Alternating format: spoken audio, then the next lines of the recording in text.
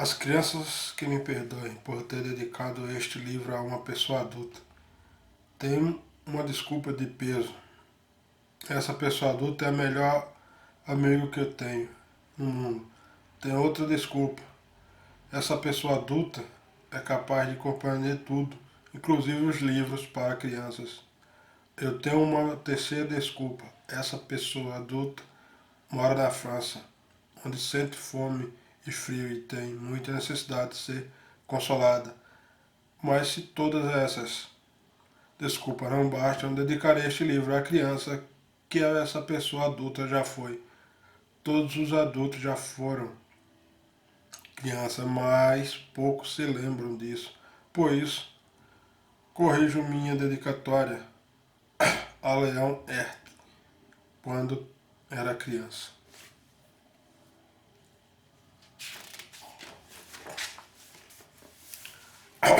Uma vez eu tinha 6 anos, vi uma gravura magnífica num livro sobre a mata virgem chamado Histórias Vividas representadas uma jiboia engolindo uma fera. Eis a cópia do desenho.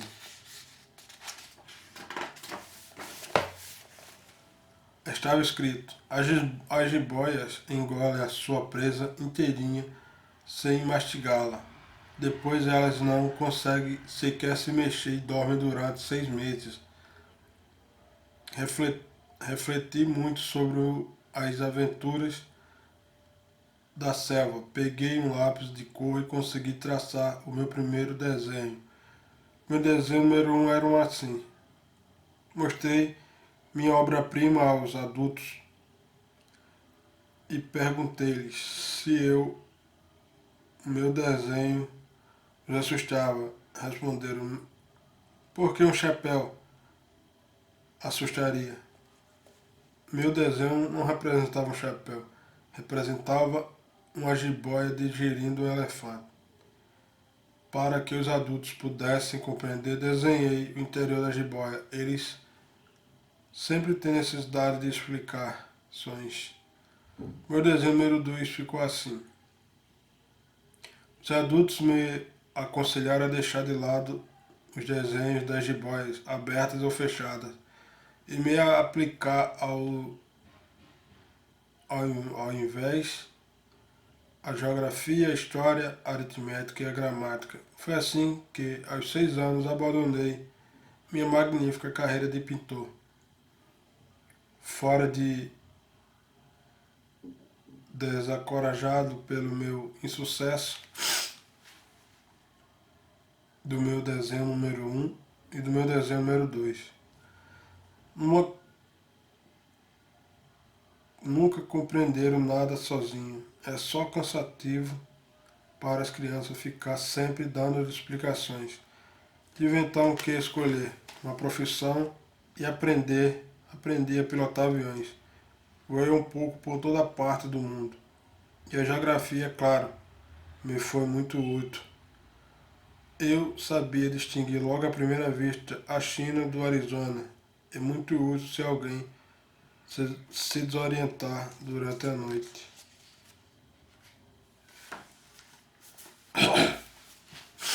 Assim, ao longo da vida, tive numerosos contatos com gente importante. Convivi muito com adultos, observei-os bem de perto, e por isso melhorou minha opinião sobre eles.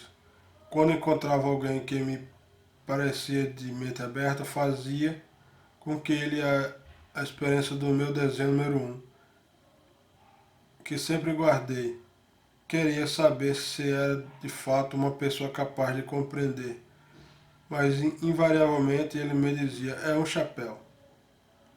Então eu lhe falava das jiboias, nem de mata-virgens, nem de estrelas. Colocava-me no seu nível, falava-lhe de baralho, de golfe, de política e de gravatas. E a pessoa adulta ficava toda satisfeita por ter conhecido um homem de bom senso. Assim fui vivendo sozinho, sem ninguém com quem falar sério, até 6 anos atrás, quando tive uma pane no deserto do Saara, algumas coisas haviam se quebrado do meu motor, e visto que estava que não levava comigo nem mecânico nem passageiro, preparava-me para me executar sozinho. Concerto difícil era para mim questão de vida ou morte, pois a água que eu tinha para beber mal bastava para 8 dias.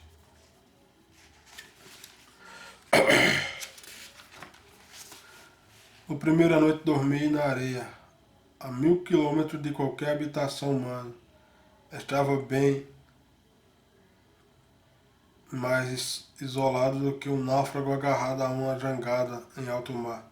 Imagina minha surpresa ao raiar do dia quando uma vozinha engraçada me despertou. Dizia: por favor, desenhe uma ovelha. Hein? Desenhe uma ovelha? Como que atingido por um raio, pus-me de pé, esfreguei bem os olhos, olhei bem e vi um rapazinho todo extraordinário que me fitava com um ar de sério. Eis que por retrato, melhor retrato que mais tarde consegui fazer dele. Porém, o meu desenho certamente é muito menos atraente que o modelo. Não é culpa minha, os adultos me haviam desencorajado de seguir a carreira de pintor quando eu tinha 6 anos. E não me arrependi a desenhar nada. Não aprendi a desenhar nada, exceto as jiboias fechadas e as jiboias abertas. Com os olhos arregalados, de espanto, eu olhava. Então aquela aparição, não se esqueça de que eu me encontrava a 1000 quilômetros de qualquer região, habitada no entanto, o menininho não parecia perdido, nem morto de cansaço, nem morto de fome, nem morto de sede, nem morto de medo, nem dava a menor sinal de criança perdida no deserto a 1000 quilômetros de qualquer região habitada. Quando finalmente consegui falar, perguntei-lhe: mas o que faz aqui? Ele me repetiu então, docemente, como algo muito importante: por favor, desenhe-me uma ovelha. Quando o mistério é demasiado impressionante, se ousa obedecer. Não se ousa desobedecer. Muito absurdo que aquilo me parecesse a 1000 quilômetros de qualquer habitação humana. É, e, é, e em perigo de morte, tirei do bolso uma folhinha de papel e uma caneta, mas não lembrei o que tinha estudado, principalmente geografia, história, aritmética, gramática, e meio mal humorado disse ao garotinho que eu não sabia desenhar. Ele me respondeu: não tem importância, desenhe uma ovelha. Como eu nunca havia desenhado uma ovelha, refiz para ele um dos dois únicos desenhos que eu conseguia fazer, da jiboia fechada, e fiquei boquiaberto ao ver a resposta. Não, não, quero um elefante de dentro. Não quero um elefante de dentro de uma jiboia.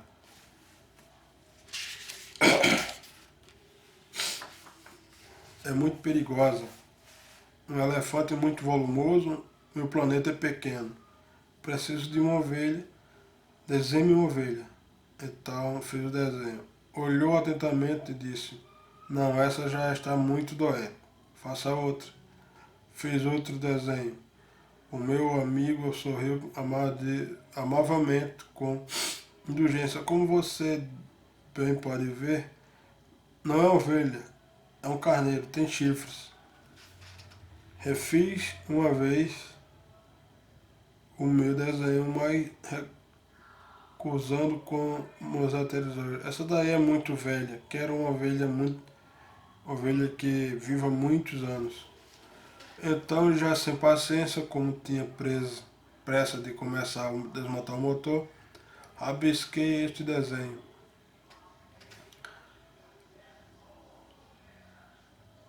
Esta é apenas a caixa dela. A ovelha que você quer está dentro. Fique muito surpreso ao ver que o rosto do meu jovem juiz iluminou-se. Era bem assim que eu queria. Você acha que esta ovelha vai precisar de muito capim? Porque, porque o lugar de onde moro é muito pequeno. Com certeza haverá capim suficiente para ela. É pequenina a ovelha que lhe dei. Baixou a cabeça para o desenho, não tão pequeno assim, olhei. Olhe, adormeceu. Foi assim que fiquei conhecendo o Pequeno Príncipe. Demorei muito tempo para compreender de onde ele vinha. O príncipezinho, que me fazia muitas perguntas, parecia nunca ouvir as minhas palavras pronunciadas aqui e acolá, e que aos poucos me revelaram tudo assim. Quando vi uma primeira vez o meu avião, não vou desenhar o meu avião. É um desenho muito complicado para mim. Perguntou-me, o que é aquela coisa? Não é uma coisa, aquilo voa. É um avião, meu avião. E mergulhava de eu mergulhava de informar-lhe que eu voava. Então, como você caiu do céu? Sim, respondi modestamente. Ah, essa é boa. O Pequeno Príncipe soltou uma bela gargalhada que me deixou muito irritado. Quero que minhas desgraças sejam levadas a sério. Depois ele acrescentou, então você também vem do céu. De qual planeta você é? Entrevi logo uma luz no mistério da sua presença e o interrogatório de supetão. Então você vem de outro planeta? Mas você não me respondeu, balançando delicadamente a cabeça, observando meu avião. É claro que nisso aí não pode ter vindo de muito longe, e mergulhou numa meditação que durou muito tempo. Depois, tirando do seu bolso a minha ovelha, ficou contemplando o seu tesouro. Você pode imaginar quanto fiquei integrado com a sua meia confidência sobre os outros planetas? Por isso, esforçava-me para saber mais sobre ele. De onde você vem, meu menininho? Onde é a sua casa? Para onde quer levar a minha ovelha? Após um silêncio meditativo, ele respondeu: a vantagem da caixa que você me der é que à noite vai servir de casa para ela. Claro, se você for bonzinho, eu lhe darei também uma corda para amarrá-la durante o dia e uma estaca. A proposta chocou o menino Pequeno Príncipe. Amarrá-la, que ideia maluca. Mas se não amarrá-la, ela vai escapar e se perder. E o meu amigo teve outro ataque de riso. Mas eu deveria de ir a qualquer lugar reto, sempre em frente? Então o Pequeno Príncipe observou seriamente. Não faz mal. É tão pequeno onde mora, com uma ponta de melancolia, talvez ele acrescentou, reto, sempre em frente. Não vai tão longe. Aprendi assim, uma vez, uma segunda vez, coisa muito importante. O planeta de origem era pouco maior que uma casa, isso não me causava grande surpresa. Eu bem sabia que, além de grandes planetas como a Terra, Júpiter, Marte e Vênus, outros quais deram nome, certamente há centenas de outros que são, às vezes, tão pequenos que mal conseguimos vê-los pelo telescópio. Quando um astrônomo descobre um deles, dá-lhe um número e denomina, por exemplo, planeta, exemplo, o asteroide 325. Tem boas razões para acreditar que o planeta de onde vinha o Pequeno Príncipe era o asteroide B612.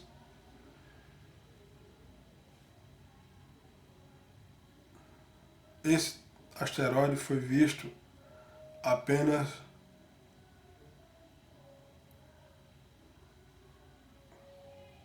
uma vez ao telescópio em 1909, um astrônomo turco.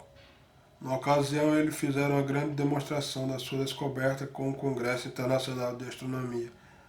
Mas pela maneira como estava vestido, ninguém acreditou nele. Os adultos são assim.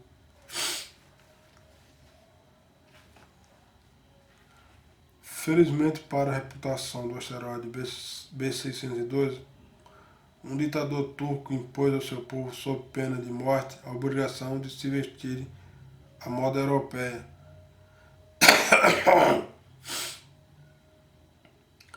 O astrônomo repetiu a sua demonstração em 1920 com uma roupa muito elegante. Dessa vez todo mundo concordou com ele. Se narrei a você essas pormenores sobre o asteroide B612 e lhes revelei seu número é por causa dos adultos. Os adultos gostam dos números. Quando você fala de um novo amigo, eles nunca vão ao essencial, nunca dizem qual o timbre da sua voz, qual o jogo prefere. Por acaso ele coleciona borboleta? Eles perguntam qual a idade dele, quantos anos tem,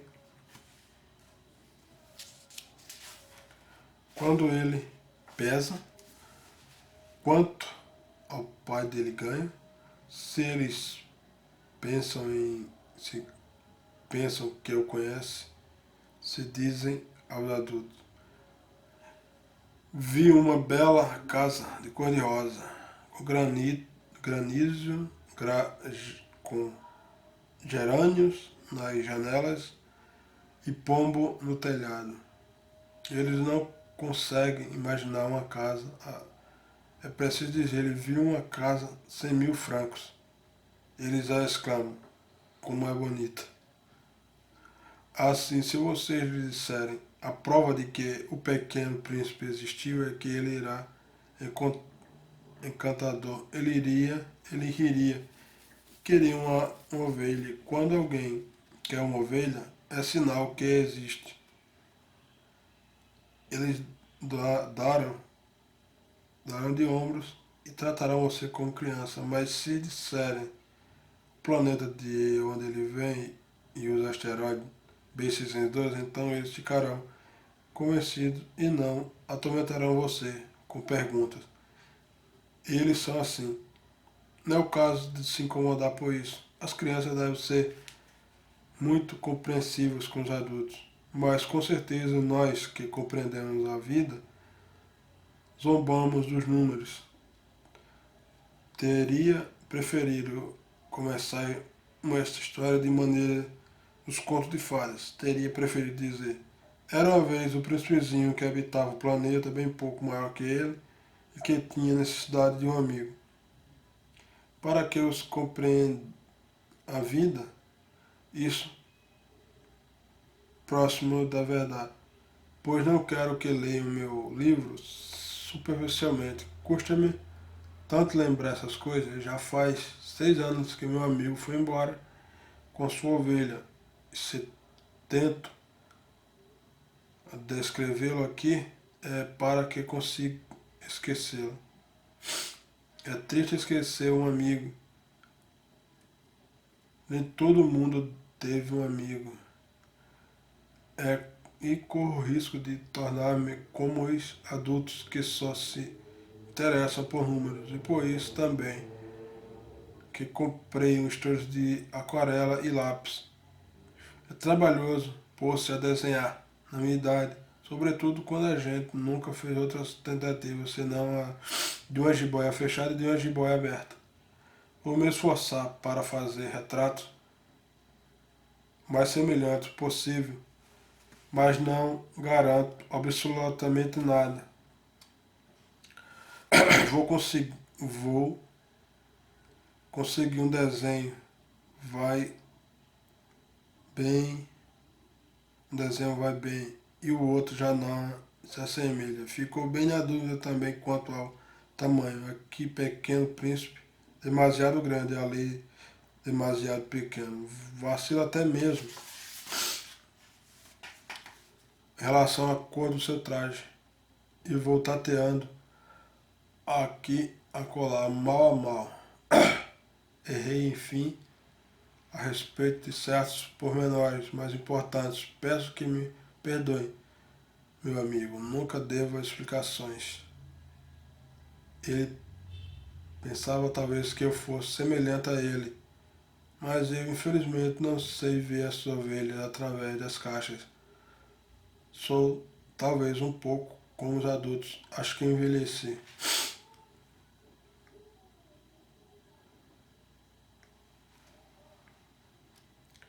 A cada dia eu aprendi alguma coisa sobre o planeta, sobre a partida, sobre a viagem. Isso acontecia muito, de modo muito tranquilo, ao saber das reflexões. Foi assim que, no terceiro dia, conheci a drama dos baobás.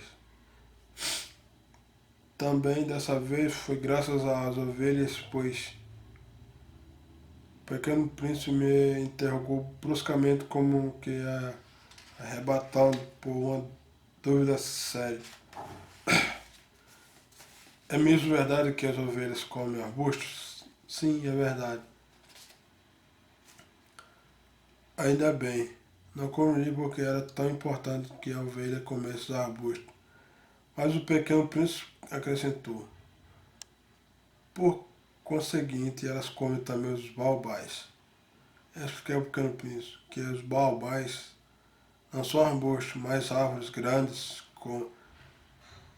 como igrejas, e que mesmo que ele trouxesse uma manada de elefantes,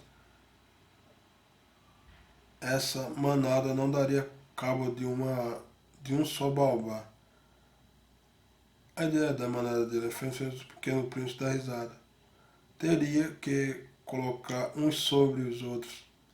Ele, porém, basicamente observou os baobás antes de ficarem grandes, começam pequenos. Certo, mas por que você quer que suas ovelhas comam os baobás pequenos?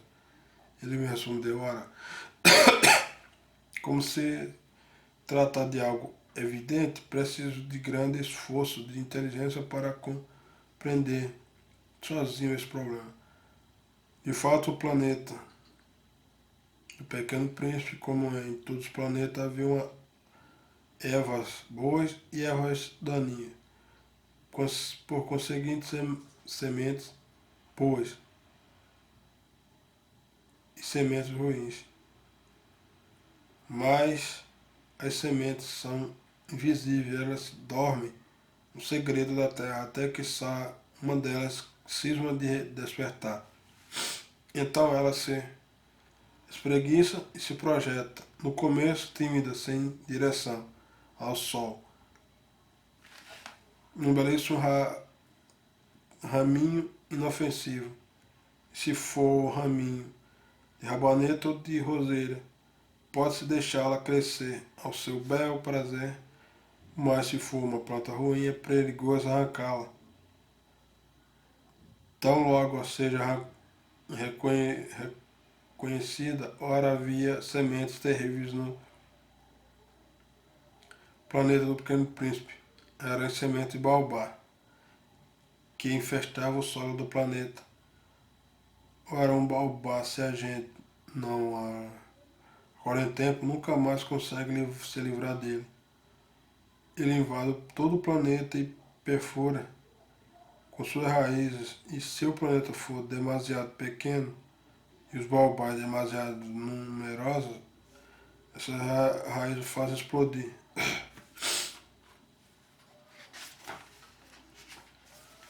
É uma questão de disciplina, dizia.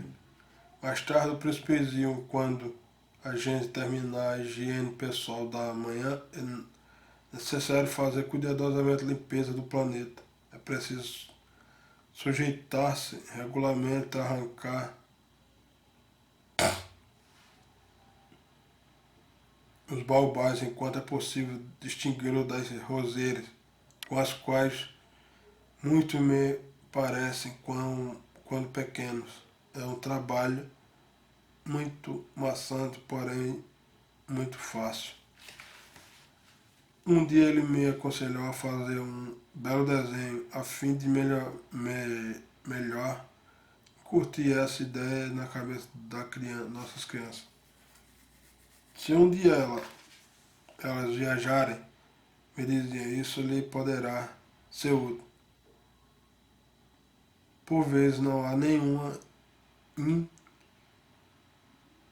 inconveniente em deixar para mais tarde o próprio trabalho. No entanto, no caso dos baobás é sempre uma catástrofe. Conheci um planeta habitado por um preguiçoso. Ele não cuidou de 3 arbustos a partir das indicações do Pequeno Príncipe. Desenhei esse planeta. Detesto assumir a área de moralista, mas o perigo dos baobás é tão desconhecido e o risco de quem se extravia no asteroide são tão graves, que eu mesmo uma vez faço uma exceção. Digo, crianças, cuidado com os baobás. Foi para prevenir meus amiguinhos contra o perigo que eles corriam havia muito tempo, como eu mesmo, sem saber que tanto me dediquei a esse desenho. Valia a pena a lição que eu dava. Talvez você pergunte, por que não há neste livro outros desenhos tão grandiosos como desenhos dos baobás? Resposta muito simples. Tentei, mas não consegui. Quando desenhei os baobás, eu estava animado pelo sentimento de urgência.